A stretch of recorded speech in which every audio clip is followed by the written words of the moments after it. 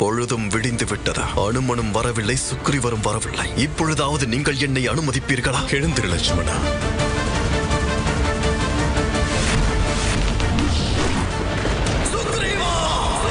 இலக்குமணனுக்கு கோபம் வந்துவிட்டால் அவரை கட்டுப்படுத்த இயலாது. இலங்கையில் உள்ள அனைவரும் என்னைத்தான் வணங்க வேண்டும். இந்த இலங்கையில் எந்த தலை ராவணனுக்கு எதிராக எழுகிறதோ அந்த நொடியே அது துண்டிக்கப்பட வேண்டும்.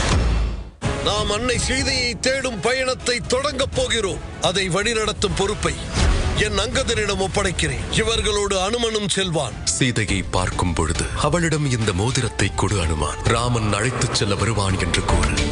இன்று நான் முடிவெடுத்து விட்டேன். இனி எந்த நிலை வந்தாலும் அறநெறி வழியில் நடப்பேன்.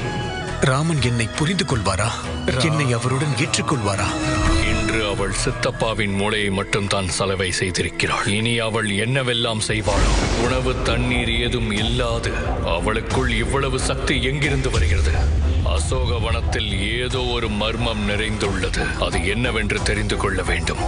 இதை செய்து முடிக்க என் அன்பு அக்ககுமாரன் சரியாக இருப்பான். தாங்கள் கொடுத்திருக்கும் வேலை ஆனந்தமான வேலை.